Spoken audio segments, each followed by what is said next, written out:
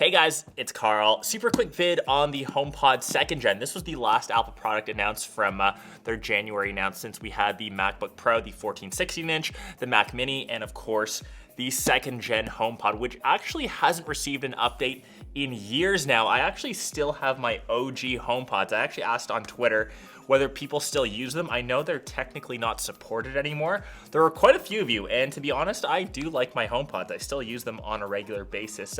At home, I've got them paired in a stereo option, but this is the brand new one. Nice to see that we have a brand new update for them. So just like the last gen, they still come in 2 color options, slightly modified for the darker one. That does come in midnight, as well as the white, which you see here. So we'll quickly do an unboxing. I technically unboxed one already and set them up at home. I kept one here just to show off what comes inside of the box.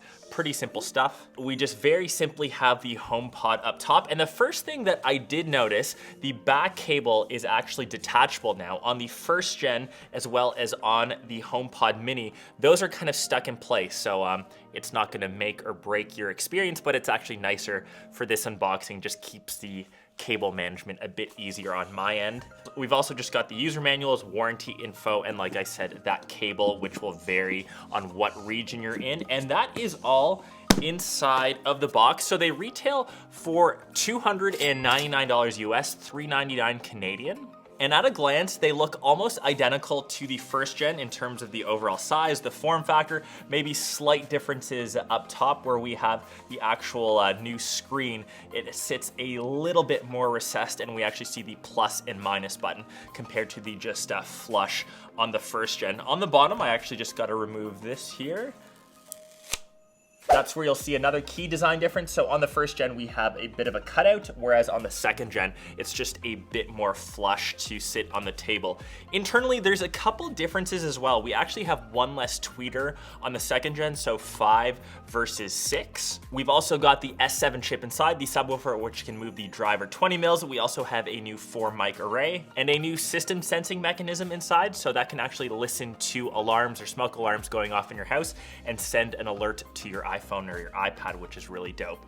But to set these up, super simple. You just need to download the latest iOS, so 16.3. Just place your iPhone or your device close to the HomePod. It will register and you can get them paired up, and within, I would say, 10 seconds, I was already bumping some music. And in my first listening impressions, I know that audio is always tough to portray over video. I'm not technically an audiophile. I can't really tell you the true depths of what I'm hearing, but even compared to the 1st gen, which I thought sounded pretty good, even though it has less tweeters than the 1st gen, the sound on this was pretty good. It was great, actually. I was listening to a couple songs on Apple Music, even though it's not my preferred streaming platform. I'm usually over on Spotify. It sounded great. And I actually then paired them to my Apple TV and used these as a stereo pair. So that's always the nice option. You can kind of pair them in your home cinema setup if you don't have a dedicated soundbar.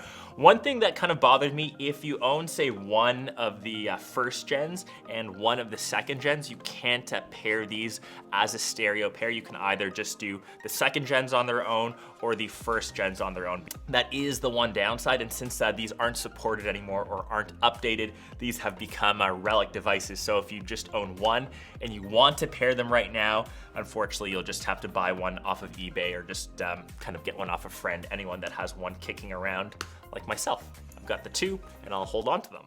And just one thing to keep in mind, if you do transfer them to a different Wi-Fi network, you just need to reset them up, because I did initially set them up at home. Now we're in the studio to record this video. I got a little notification on the Home app that it's not paired to the correct network. But overall, I would say it's a welcome update to the HomePod line. Siri, I would still say, is sometimes a hit or miss. So, hey Siri, is Manchester United the best team on earth? I found some web results. I can show them if you ask again from your iPhone. Hey Siri, tell me a joke. What's big and red and wiggles in the sky? What? A jellycopter. A jellycopter? Anyways, I'm sure you guys have your opinions on Siri. Obviously useful for telling you just simple things like what the weather is or when your favorite sports team is gonna play next. My home automation isn't that in depth to actually utilize these to say start actual tasks or to start proper sequences. I know that people love their home tech, love voice assistants, but yeah, maybe I'm just not quite there yet. Perhaps I'll just dive a bit more in depth this year. Anyways, this was your very first quick look unboxing at the brand new 2nd gen HomePods. If you have any more questions, leave them down below in the comments. I'm sure I can answer them.